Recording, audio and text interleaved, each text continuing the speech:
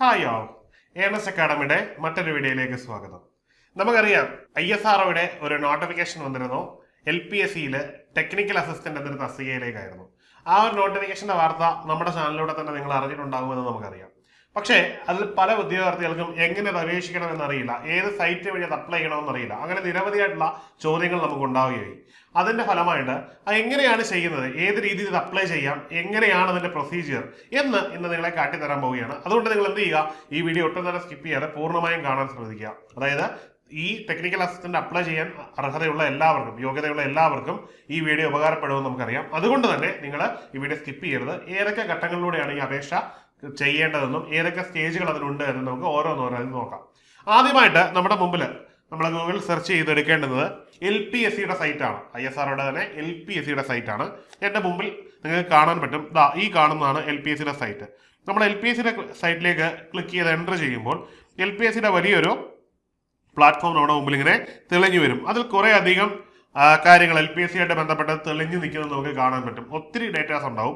അതൊന്നും നമ്മൾ ശ്രദ്ധിക്കേണ്ട. നമ്മൾ അതിൽ ശ്രദ്ധിക്കേണ്ടത് അതിൻ്റെ ആ ഇമേജുകൾക്ക് താഴെയായിട്ട് കാണുന്ന റിക്രൂട്ട്മെന്റ് കാണുന്നുണ്ടാവുമെന്ന് കരുതുന്നു. റിക്രൂട്ട്മെന്റ് എന്ന് പറയുന്നൊരു പർട്ടിക്കുലർ സെനാരിയോ ആണ്. അതായത് പ്രൊക്യൂർമെന്റിന് ശേഷം റിക്രൂട്ട്മെന്റ് എന്ന് പറയുന്നൊരു പർട്ടിക്കുലർ സെക്ഷൻ കാണാം. അതിൽ 3-4 ആൾക്കാരുടെ കാര്യങ്ങളും റിസൾട്ട്സ്, നോട്ടീസ് എന്നൊക്കെ ഇങ്ങനെ കാണിച്ചിരിക്കുന്നു. നമ്മളത് ക്ലിക്ക് ചെയ്യുക. അത് ക്ലിക്ക് ചെയ്യുമ്പോൾ നമ്മൾ മറ്റൊരു വിൻഡോയിലേക്കാണ് എത്തുന്നത്. ഇവിടെ കുറേ ഡീറ്റെയിൽസ് ഉണ്ടാവും. അതിനകത്ത് തന്നെ റിക്രൂട്ട്മെന്റിനകത്ത് തന്നെ contact us, status of current advertisement, downloads, apprenticeship training, previous question papers എന്നൊക്കെ പറയുന്ന കുറേ ഡീറ്റെയിൽസ്. നമ്മൾ അതൊന്നും നോക്കണ്ട. നമ്മൾ അതിൽ സ്റ്റാറ്റസ് ഓഫ് കറണ്ട് അഡ്വർടൈസ്മെന്റ് മാത്രം നോക്കുക. അങ്ങനെ സ്റ്റാറ്റസ് ഓഫ് കറണ്ട് അഡ്വർടൈസ്മെന്റ് നോക്കുമ്പോൾ ഇതിനകത്ത് അവൈലബിൾ ആയിട്ടുള്ള തസ്തികളൊക്കെ ഇടത് സൈഡിൽ കാണാൻ പറ്റും. അതേ സമയത്ത് തന്നെ അഡ്വർടൈസ്മെന്റ് ഡീറ്റെയിൽസ് കാണാൻ പറ്റും. LPS-1/2024 എന്നൊരു ഇത് കാണും. അതിനുശേഷം സ്റ്റാറ്റസ് ഓഫ് റിക്രൂട്ട്മെന്റ് എന്നൊരു ഓപ്ഷൻ ഉണ്ട്. അതിൽ ക്ലിക്ക് ഹിയർ എന്ന് പറയുന്നൊരു ബ്ലൂ കളറുള്ള ഒരു 2 ഓപ്ഷനുകൾ നിങ്ങൾക്ക് ഇതിൽ കാണാൻ പറ്റുന്നുണ്ടാവും. അതിലേക്ക് നമ്മൾ ക്ലിക്ക് ചെയ്യുക. അപ്പോൾ നമ്മൾ എന്ത് പറ്റുന്നു, ഇതിന്റെ ഒരു സൈറ്റിലേക്ക് എത്രയൊക്കെ വേക്കൻസി ആണ് എന്ന് ആദ്യത്തെ ഇതിൽ നമുക്ക് കയറി അതിന്റെ ഡീറ്റെയിൽസ് വായിക്കാൻ പറ്റും. ജസ്റ്റ് ബാക്ക് അടിച്ച് ഇറങ്ങിയിട്ട് രണ്ടാമത്തേത് ക്ലിക്ക് ചെയ്യുക. അപ്പോൾ അപ്ലൈ ഓൺലൈൻ എന്ന് പറയുന്ന ഒരു ഡീറ്റെയിൽ കാണാൻ പറ്റും. അപ്പോൾ നമുക്ക് കിട്ടുന്നത് ഒരു ഓൺലൈൻ റിക്രൂട്ട്മെന്റ് പോർട്ടലിന്റെ ഒരു സൈറ്റാണ്. ഈ ഓൺലൈൻ റിക്രൂട്ട്മെന്റ് പോർട്ടലിന്റെ സൈറ്റിലേക്ക് പോകുമ്പോൾ ധാരാളം ടെക്നിക്കൽ അസിസ്റ്റന്റ് എന്ന് പറയുന്ന തസ്തികയുടെ തന്നെ ഡീറ്റെയിൽസ് കിടപ്പുണ്ട്. അതായത് വിവിധങ്ങളായിട്ടുള്ള മെക്കാനിക്കൽ ആൻഡ് ഇലക്ട്രിക്കൽ, വെൽഡർ, ഇങ്ങനെ ഡിഫറെന്റ് ആയിട്ടുള്ള പോസ്റ്റുകൾ നമുക്ക് കാണാൻ പറ്റും. നിങ്ങളുടെ വിദ്യാഭ്യാസ യോഗ്യത അനുസരിച്ച് നിങ്ങൾക്ക് ഏതാണോ അപ്ലൈ ചെയ്യാൻ പറ്റുന്നത് അതിൽ നിങ്ങൾ ക്ലിക്ക് ചെയ്യുക എന്നുള്ളതാണ് ഇവിടുത്തെ ഏറ്റവും വലിയ പ്രൊസീജിയർ. ഇവിടെ നമ്മളെ സംബന്ധിച്ചിടത്തോളം ടെക്നിക്കൽ അസിസ്റ്റന്റ് മെക്കാനിക്കലാണ് നമ്മൾ ചൂസ് ചെയ്യുന്നത്. മെക്കാനിക്കൽ ചൂസ് ചെയ്യുമ്പോൾ ആ ഒരു വിൻഡോ ഓപ്പൺ ചെയ്യുന്നു. ഇവിടെ മുതൽ നമ്മൾ ആപ്ലിക്കേഷൻ പ്രൊസീജിയർ തുടങ്ങുകയാണ്. ഇവിടെ നമുക്ക് ഏതാണ്ട് 8 സ്റ്റെപ്പ് പ്ലസ് 9, അതായത് പേയ്മെന്റിന്റെ ഒരു സ്റ്റെപ്പ് കൂടുള്ള 9 സ്റ്റെപ്പുകളാണ് നമുക്കുള്ളത്. അതിലേക്ക് നമുക്ക് കടക്കാം. നമ്മൾ വിൻഡോയിലേക്ക് കയറുമ്പോൾ ഈ വിൻഡോ നമുക്ക് വ്യക്തമായിട്ട് കാണാൻ പറ്റുന്നുണ്ടല്ലോ. അപ്പൊ ഈ വിൻഡോയിൽ നോക്കൂ, ഓരോരോ ഡീറ്റെയിൽസ് ആയിട്ട് നമ്മൾ ഫില്ല് ചെയ്ത് കൊടുക്കാൻ പോവുകയാണ്. ഇവിടെ ഓരോരോ ഡീറ്റെയിൽസ് നമുക്ക് കാണാൻ കഴിയും. ആദ്യമായിട്ട് നമ്മുടെ പേരാണ് നമ്മൾ കൊടുക്കുന്നത്. നമ്മളിവിടെ ഓൾറെഡി എൻ്റർ ചെയ്ത് കൊടുത്തിട്ടുണ്ട്. അതിനുശേഷം ജെൻഡർ, അതിനുശേഷം നിങ്ങളുടെ മെറിറ്റൽ സ്റ്റാറ്റസ്, എന്താണ് നിങ്ങളുടെ മെറിറ്റൽ സ്റ്റാറ്റസ്, അത് നമ്മൾ എൻ്റർ ചെയ്യുന്നു. അതിനുശേഷം ജിമെയിൽ, നമ്മുടെ ജിമെയിൽ ID കൊടുക്കുന്നു. അതിനുശേഷം പേരന്റിന്റെ അല്ലെങ്കിൽ സ്പൗസിന്റെ ഡീറ്റെയിൽസ് കൊടുക്കുന്നു. ശേഷം റിലേഷൻഷിപ്പ് കൊടുക്കുന്നു, നാഷണാലിറ്റി കൊടുക്കുന്നു, നമ്മുടെ കമ്മ്യൂണിറ്റി ഏതാണെന്ന് കൊടുക്കുന്നു. OBC ആണെങ്കിൽ OBC, SC/ST ആണെങ്കിൽ SC/ST, ജനറൽ ആണെങ്കിൽ ജനറൽ, EWS ആണെങ്കിൽ അത് കൊടുക്കുന്നു. എടുക്കുമ്പോൾ ഒരു കാര്യം വേണം, സർട്ടിഫിക്കറ്റ് മസ്റ്റായിട്ട് കയ്യിൽ വേണം. എന്താണെന്ന് പറഞ്ഞു തരാം. അതിനുശേഷം ഫിസിക്കൽ, എന്താണ് ഫിസിക്കലി ഹാൻഡിക്യാപ്ഡ് ആണോ, ആണെങ്കിൽ ആണ് എന്ന് കൊടുക്കുക. സർട്ടിഫിക്കറ്റ് കയ്യിൽ വേണം, മസ്റ്റാണ്. ഇല്ലെന്നുണ്ടെങ്കിൽ നോ കൊടുക്കുക. ഇനിയും നമുക്ക് ഡിസബിലിറ്റി ഉണ്ടെങ്കിൽ അതിന് ഏതാണ് ക്രൈറ്റീരിയ, അതിന്റെ പെർസെൻറ്റേജ്, അത് രണ്ടും താഴെയായിട്ട് കൊടുക്കുക. അതിനുശേഷം എക്സ് സർവീസ്മാന്റെ ഡീറ്റെയിൽസ് ആണ്. നിങ്ങൾ ഏതെങ്കിലും തരത്തിലുള്ള സർവീസ് ആണെങ്കിൽ സർവീസിലുള്ള ആളിന്റെ ഡീറ്റെയിൽസ് നമ്മൾ എൻ്റർ ചെയ്ത് കൊടുക്കണം. അതിൽ സർവീസ് ഡീറ്റെയിൽസ് മുഴുവൻ, അത് സർവീസിലുള്ളവർക്ക് മാത്രമാണ്, അത് അവർക്ക് വായിക്കുമ്പോൾ മനസ്സിലാവും, അവർക്ക് അത് കൃത്യമായിട്ട് എൻ്റർ ചെയ്ത് കൊടുക്കാൻ പറ്റും. ഇനിയും നമുക്ക് നിലവിൽ എന്തെങ്കിലും ജോലി ഉണ്ടെങ്കിൽ, പൊതുവെ ആപ്ലിക്കേഷനുകളിൽ കാണാത്തതാണ്, നിലവിൽ എന്തെങ്കിലും പബ്ലിക് ഓർ പ്രൈവറ്റ് സെക്ടറിൽ ജോലി ഉണ്ടെങ്കിൽ അതിന്റെ ഡീറ്റെയിൽസ് കൊടുക്കുക. ഇനിയും ഓർഗനൈസേഷൻ, അതിന്റെ കാറ്റഗറിയും എൻ്റർ ചെയ്ത് കൊടുക്കണം. ശേഷം നെയിം ഓഫ് ദ ഓർഗനൈസേഷൻ, അതിൽ എന്ത് ഡെസിഗ്നേഷൻ ആണ് നമ്മൾ കൊടുത്തിരിക്കുന്നത് കൊടുക്കണം. ഇനി സർവീസ് എത്ര കാലം മുതൽ എത്ര കാലം വരെ ഉണ്ട് എന്ന്, അതിന്റെ ഒതന്റിക്കേറ്റഡ് ആയിട്ടുള്ള റെക്കോർഡ് കയ്യിൽ മസ്റ്റായിട്ടും വേണം. എങ്കിൽ മാത്രമേ അതൊക്കെ ചെയ്യാൻ പാടുള്ളൂ, അല്ലെങ്കിൽ ചെയ്യരുത്. അതിനുശേഷം ഇനിയും ഇതിൽ തന്നെ ഒന്നിലധികം പോസ്റ്റിൽ അപ്ലൈ ചെയ്യാൻ യോഗ്യതയുള്ളവരുണ്ടായിരിക്കും. മനസ്സിലായല്ലോ? ഒന്നിലധികം യോഗ്യതയിലേക്ക് അപ്ലൈ ചെയ്യാൻ യോഗ്യരായിട്ടുള്ളവരുണ്ടെങ്കിൽ അത് അപ്ലൈ ചെയ്തിട്ടുണ്ടോ എന്നാണ് ചോദിച്ചിരിക്കുന്നത്. അതായത് നിലവിൽ നമ്മൾ ഓപ്പൺ ചെയ്ത് കയറുമ്പോൾ തന്നെ കുറേ വിൻഡോസ് കണ്ടു, അതിൽ ഏതിലെങ്കിലും നമ്മൾ അപ്ലൈ ചെയ്തിട്ടുണ്ടെങ്കിൽ ഉണ്ട് എന്ന് കൊടുക്കുക. കാരണം ഇത് ഒന്നിലധികം പോസ്റ്റിൽ അപ്ലൈ ചെയ്യാൻ പറ്റുന്നൊരു തസ്തികയാണ്. ഓക്കെ, ഇനിയും നമ്മൾ പോസ്റ്റ് നമ്പർ കൃത്യമായിട്ട് അപ്ലൈ ചെയ്യുക. അപ്ലൈഡ് ആണെങ്കിൽ അത് എൻ്റർ ചെയ്ത് പോസ്റ്റുകളുടെ നമ്പർ കൃത്യമായിട്ട് എൻ്റർ ചെയ്ത് കൊടുക്കുക. അതോടുകൂടി നമ്മുടെ റെസ്പോൺസിബിലിറ്റി മാറ്റിയ. ഇനി അടുത്തത് ഫോട്ടോ അപ്ലോഡ് ആണ്. അതിൽ ഏതാണ്ട് 40 KB ആ സൈസ് കൊടുത്തിട്ടുണ്ട്. മാക്സിമം ഫയൽ സൈസ് 40 KB ആയിരിക്കണം. JPG ഫോർമാറ്റിലായിരിക്കണം. ഇത്തരത്തിലുള്ള ഒരു ഫോട്ടോ നമ്മൾ എന്ത് ചെയ്യണം? ഇവിടെ അപ്ലോഡ് ചെയ്ത് കൊടുക്കണം. അതിനുള്ള ഡിസ്ക്രിപ്ഷൻ താഴെ കൊടുത്തിട്ടുണ്ട്. അത് വായിച്ച് നോക്കിയാൽ നിങ്ങൾക്ക് ഓരോന്നായിട്ട് മനസ്സിലാവും എന്തൊക്കെയാണ് അതിന്റെ ക്രൈറ്റീരിയ. അത് നോക്കി നിങ്ങൾ ഫോട്ടോയെ റീഅറേഞ്ച് ചെയ്ത് അപ്ലോഡ് ചെയ്ത് കൊടുക്കുക. ഫോട്ടോ എപ്പോഴും വ്യക്തതവും കൃത്യമായ വെക്കാൻ ശ്രമിക്കുക. പാസ്പോർട്ട് സൈസിന്റെ ക്വാളിറ്റി എല്ലാം മെയിൻറ്റെയിൻ ചെയ്യുക. കണ്ണാടി വെക്കാതെ എടുക്കുന്നതാണ് ബെറ്റർ. മുഖം നെറ്റിക്ക് ചന്ദനക്കുറി ഇടാതിരിക്കുന്നതും തൊപ്പി വെക്കാതിരിക്കുന്നതൊക്കെ ഒരു ക്വാളിറ്റി ഫോട്ടോയുടെ ലക്ഷണമാണ്. കഴിവുന്നത് ഫോളോ ചെയ്യുക. അതുമായിട്ട് ബന്ധപ്പെട്ട ഇൻസ്ട്രക്ഷൻ ഒന്നും ഇല്ലെങ്കിൽ പോലും നിങ്ങളത് ഫോളോ ചെയ്യാൻ ശ്രമിക്കുക. ഇനി അടുത്തത് സർട്ടിഫിക്കറ്റ്സിന്റെ, അതായത് നമ്മുടെ ഈ ഭാഗത്ത് വരുന്നത് കാറ്റഗറി, അതായത് റിലീജിയനുമായിട്ട് ബന്ധപ്പെട്ട, അതായത് നമ്മുടെ റിസർവേഷനുമായിട്ട് ബന്ധപ്പെട്ട ഒരു സർട്ടിഫിക്കറ്റ്സ് ഉണ്ടാവും. എന്താണ് നമ്മുടെ അത് ഒന്നുകിൽ OBC ആവാം, EWS ആയിരിക്കാം, SC/ST ആയിരിക്കാം. അങ്ങനെ ഏതാണോ സർട്ടിഫിക്കറ്റ് അത് നമ്മളിവിടെ അപ്ലോഡ് ചെയ്ത് കൊടുക്കണം. അത് എങ്ങനെ വേണം അപ്ലോഡ് ചെയ്യാൻ? അത് അതിന്റെ മാക്സിമം സൈസ് എന്ന് പറഞ്ഞാൽ 1 MB ആയിരിക്കണം അതിന്റെ സൈസ്. മാത്രമല്ല അതൊരു PDF ഫോർമാറ്റിലായിരിക്കണം. മനസ്സിലായല്ലോ? ഈ 1 MB ഇത് അപ്ലോഡ് ചെയ്ത് കഴിയുമ്പോൾ നമ്മൾ ആദ്യത്തെ ഈ ഒരു സ്റ്റെപ്പ് ഇവിടെ കംപ്ലീറ്റ് ചെയ്യുന്നു. നമ്മൾ അടുത്ത സ്റ്റെപ്പിലേക്ക് പോവുകയാണ്. നെക്സ്റ്റ് സ്റ്റെപ്പ് എന്ന് പറഞ്ഞാൽ ഇവിടെ നമ്മൾ നമ്മുടെ ബാക്കി പേഴ്സണൽ ഡീറ്റെയിൽസ് മൊത്തം കൊടുക്കണം. നമ്മളുമായിട്ട് ബന്ധപ്പെട്ട ഡേറ്റ് ഓഫ് ബർത്ത് കൊടുക്കുക. ഡേറ്റ് ഓഫ് ബർത്തിന് ശേഷം ബർത്ത് പ്ലേസ് കൊടുക്കുക. അതിനുശേഷം നമ്മുടെ അഡ്രസ്സ് ഓരോന്നായിട്ട് കൊടുക്കുക. അതൊന്നും പ്രത്യേകിച്ച് പറഞ്ഞു തരേണ്ട കാര്യങ്ങൾ നിങ്ങൾക്ക് ചെയ്യാവുന്നേ ഉള്ളൂ. അത് കൊടുത്ത ശേഷം ഡിസ്ട്രിക്റ്റും ബാക്കി ഡീറ്റെയിൽസ്, അതായത് നമ്മുടെ ഡീറ്റെയിൽസ് എല്ലാം കൊടുത്ത ശേഷം പിന്നെ ഒരു റെസ്പോൺസിബിലിറ്റി ഉള്ളത് ബാങ്ക് ഡീറ്റെയിൽസ് എൻ്റർ ചെയ്യാനാണ്. ബാങ്ക് ഡീറ്റെയിൽസ് എൻ്റർ ചെയ്യുമ്പോൾ കൃത്യമായിട്ട് നമ്മൾ ബാങ്കിൻ്റെ ഡീറ്റെയിൽസും ഒപ്പം തന്നെ ബ്രാഞ്ച് നമ്പറും IFSC കോഡും അക്കൗണ്ട് നമ്പറും കൊടുക്കാൻ ശ്രദ്ധിക്കുക. ഓക്കെ, അത് കൊടുത്ത ശേഷം നമ്മൾ എന്ത് ചെയ്യണം? താഴേക്ക് പോകുമ്പോൾ നമുക്ക് ഇവിടെ തന്നെ നെക്സ്റ്റ് സ്റ്റെപ്പ് കാണാം. അതിന് താഴെ നമ്മളെ ആദ്യ ഭാഗം ഫില്ല് ചെയ്ത ആപ്ലിക്കേഷൻ നമുക്ക് കാണാം. അതായത് പാർട്ട് 1 കംപ്ലീറ്റ് ചെയ്ത ആപ്ലിക്കേഷൻ കാണാം. അങ്ങനെ നമ്മൾ അത് കംപ്ലീറ്റ് ചെയ്യുമ്പോൾ അടുത്തത് ഇനി നമ്മുടെ ഏതാണ്? രണ്ടാമത്തെ സെക്ഷൻ നമ്മൾ കംപ്ലീറ്റ് ചെയ്തു. ഇനി അടുത്ത 3ാമത്തെ ഘട്ടത്തിലേക്ക് പോവുകയാണ്. നമ്മൾ നെക്സ്റ്റ് സ്റ്റെപ്പ് കൊടുക്കുന്നു. 3ാമത്തെ സ്റ്റെപ്പിലേക്ക് പോകുമ്പോൾ ആപ്ലിക്കേഷന്റെ ഫോം കൃത്യമായിട്ട് കാണാം. സ്റ്റെപ്പ് 3 എന്നതിൽ നോട്ട് ചെയ്ത് തന്നെ വന്നിട്ടുണ്ടായിരിക്കും. ഇവിടെ നമ്മൾ നമ്മുടെ എഡ്യൂക്കേഷൻ ഡീറ്റെയിൽസ് ആണ് കൊടുക്കേണ്ടത്. നമ്മുടെ വിദ്യാഭ്യാസം എന്തൊക്കെയാണ് എന്നാണ്.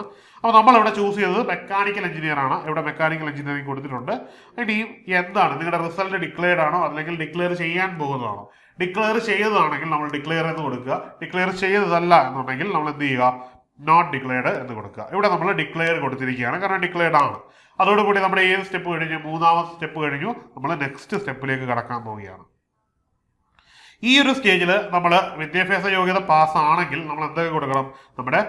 നമ്മൾ ഏത് ബോർഡിൽ നിന്നാണ് അത് പാസ്സായത്, മനസ്സിലായില്ലേ? ആ ഡീറ്റെയിൽസ് കൊടുക്കുക.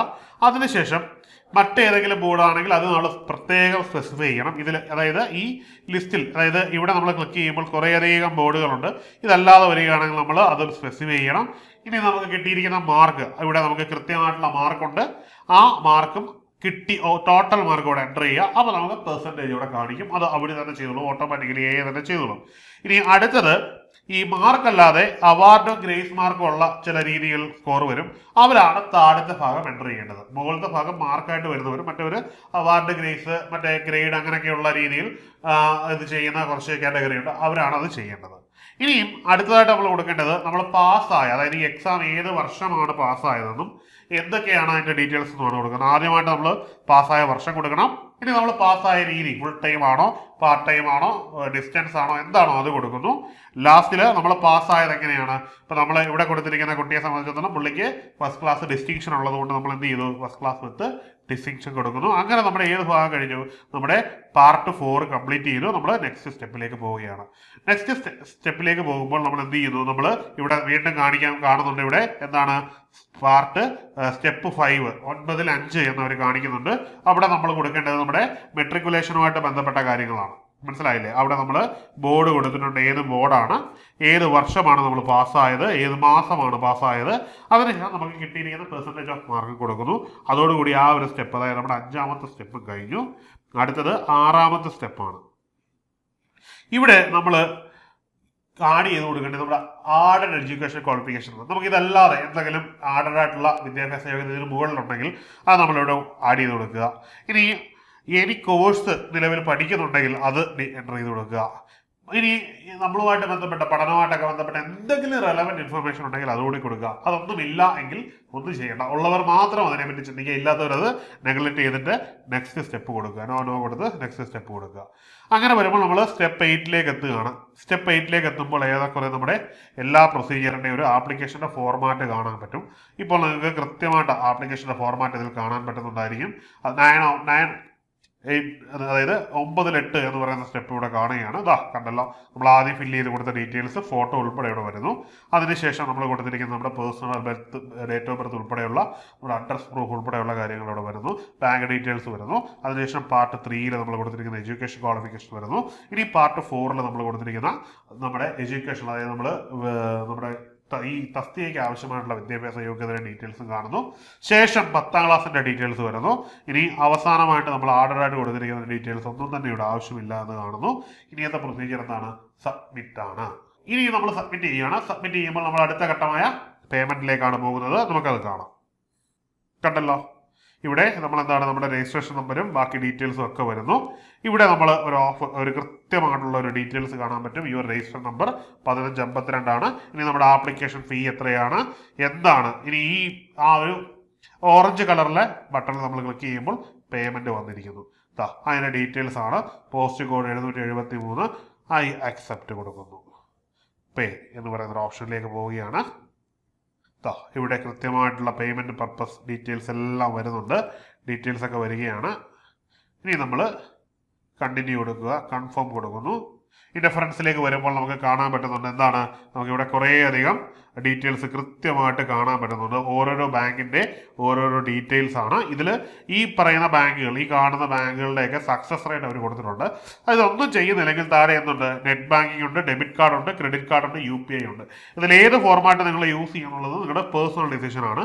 ഇതിൽ യൂണിയൻ ബാങ്കിന്റെ സക്സസ് റേറ്റ് 73.49, ബാങ്ക് ഓഫ് ബറോഡയുടെ 84.12, ICICI ബാങ്കിന്റെ 84.23, ഇന്ത്യൻ ബാങ്കിന്റെ 77.96, SBIയുടെ 81, 81.5, കൊട്ടാക്കിന്റെ 86%, HDFCക്ക് 86.89, ആക്സിസ് ബാങ്കിന് 83.12% ആക്യുറസി കൊടുത്തിരിക്കുന്നത്. അതിൽ ഏതെങ്കിലും അക്കൗണ്ട് ഉണ്ടെങ്കിൽ നമ്മൾ അതുവഴി ചെയ്യുക. ഇനി അതൊന്നും അല്ലെന്നുണ്ടെങ്കിൽ നമ്മൾ എന്ത് ചെയ്യുക, നമ്മൾ UPI ചൂസ് ചെയ്ത് അതുവഴി ചെയ്യുക. അപ്പം ആ ഒരു ഘട്ടത്തിലേക്ക് നമ്മൾ പോകുന്നില്ല. നിങ്ങൾക്കത് കൃത്യമായിട്ട് മനസ്സിലാക്കാൻ കഴിയും. ഇത്രയേ ഉള്ളൂ ആപ്ലിക്കേഷൻ്റെ പ്രൊസീജിയർ. 9ാമത്തെ പ്രൊസീജിയറാണ്. ഇവിടെ പേയ്മെന്റ് ചെയ്യുന്നതോടുകൂടി നിങ്ങളുടെ ആപ്ലിക്കേഷൻ സക്സസ് ആവും. നിങ്ങൾക്ക് മെസ്സേജ് വരും. ഇതിൽ ആ ആപ്ലിക്കേഷൻ നമ്പറിന്റെ ഡീറ്റെയിൽസ് നിങ്ങൾ പ്രിന്റ് ഔട്ട് എടുത്ത് സൂക്ഷിക്കുക. നിങ്ങളുടെ ആപ്ലിക്കേഷൻ പ്രോസസ് ഓവർ ആയി കഴിഞ്ഞിരിക്കുന്നു. ഇപ്പോൾ നിങ്ങൾക്ക് എങ്ങനെ ഓൺലൈനായിട്ട് അപ്ലൈ ചെയ്യണമെന്ന് വ്യക്തമായി കാണുമെന്ന് കരുതുന്നു. അപ്പം ഇനി എനിക്ക് പറയാനുള്ള മറ്റൊരു കാര്യമാണ്, ആപ്ലിക്കേഷൻ ഇട്ടാൽ മാത്രം പോരാ, കൃത്യമായിട്ട് പ്രിപ്പയർ ചെയ്യുക കൂടി വേണമെങ്കിൽ മാത്രമേ ഈ രാജ്യത്തെ ഏറ്റവും പ്രസ്റ്റീജിയസ് ആയിട്ടുള്ള ഇൻസ്റ്റിറ്റ്യൂഷനിൽ നിങ്ങൾക്ക് ജോലി കിട്ടുകയുള്ളൂ. അപ്പം ഒരു ഡിപ്ലോമക്കാരനെ സംബന്ധിച്ചിടത്തോളം കിട്ടാവുന്ന ഏറ്റവും നല്ലൊരു കരിയർ ഗ്രാഫാണ് ഈ ഒരു കരിയർ എന്ന് പറയുന്നത്. അപ്പം ISROയിൽ കയറുക എന്ന് പറഞ്ഞാൽ അതൊരു ജീവിതത്തിന് ഏറ്റവും അഭിമാനകരമായ ഒരു കാര്യമാണ്. അപ്പോൾ ഇതിന്റെ ടെക്നിക്കൽ അസിസ്റ്റന്റ് ISRO എന്നതിന്റെ കോച്ചിങ്, ഇന്റൻസീവ് കോച്ചിങ് നമ്മൾ ഓൾറെഡി ANS അക്കാഡമി നടത്തിക്കൊണ്ടിരിക്കുകയാണ്. കൃത്യമായ ക്ലാസ്സുകൾ, കൃത്യമായ സിലബസിന്റെ അടിസ്ഥാനത്തിൽ നടത്തുന്ന കൃത്യതയുള്ള ക്ലാസ്സുകളാണ് നമ്മുടെ പ്രത്യേകത. ലൈവ് പ്ലസ് റെക്കോർഡഡ് ക്ലാസ്സുകളാണ്. നിങ്ങൾക്ക് എപ്പോൾ വേണമെങ്കിലും ഇത് ആക്സസ് ചെയ്യാൻ പറ്റും. ജോലി ചെയ്യുന്നവർക്കും ഇന്ത്യയിലോ ലോകത്തോ എവിടെ ഇരുന്ന് നിങ്ങൾക്ക് ഇത് പഠിക്കാൻ പറ്റും എന്നുള്ളത് ഏറ്റവും വലിയ പ്രത്യേകതയാണ്. രണ്ടാമത്, ഏറ്റവും കൂടുതൽ ഇതിനെ നിങ്ങളെ സഹായിക്കാമെന്ന് പറഞ്ഞാൽ ടെക്നിക്കലായിട്ടുള്ള വളരെയധികം കരിയർ ക്വാളിറ്റി ഉള്ള അധ്യാപകരാണ് നിങ്ങളുടെ അധ്യാപകരായിട്ട് വരുന്നതെന്നുള്ളതാണ്. പിന്നെ നിങ്ങളെ പേഴ്സണൽ സപ്പോർട്ട് ചെയ്യാനായിട്ട് മെന്റേഴ്സിന്റെ ഒരു വലിയ ഗ്രൂപ്പ് തന്നെയുണ്ട്. പിന്നെ എല്ലാ സംശയങ്ങളും ദൂരീകരിക്കുന്നതിനായിട്ട് നമുക്കൊരു വാട്സാപ്പ് കമ്മ്യൂണിറ്റി ഉണ്ട്. ഇതെല്ലാം ചേർന്ന ഒരു വലിയ പാക്കേജ് ആയിട്ടാണ് ഞങ്ങൾ മുമ്പിൽ ഈ കോഴ്സ് അവതരിപ്പിച്ചിരിക്കുന്നത്. നിങ്ങളെ സംബന്ധിച്ചിടത്തോളം നിങ്ങളുടെ കരിയറിലെ ഏറ്റവും വലിയ മുന്നേറ്റത്തിനുള്ള ഒരു അവസരമാണ്. ഒരു ചെറിയ സമയം പോലും കളയാതെ നിങ്ങൾ ഉടൻ തന്നെ എന്ത് ചെയ്യുക, കോഴ്സിൽ ജോയിൻ ചെയ്യുക എന്നുള്ളതാണ് ഇവിടെ ചെയ്യേണ്ടത്. അതിനൊരു റിസൾട്ട് എന്ന് പറഞ്ഞാൽ കേന്ദ്ര സർക്കാരിന്റെ കീഴിലുള്ള ISRO എന്ന് പറയുന്ന ഏറ്റവും അഭിമാനകരമായ ഒരു സ്ഥാപനത്തിൽ നിങ്ങൾക്ക് ഒരു ജോലിയാണ് കിട്ടാൻ പോകുന്നത്.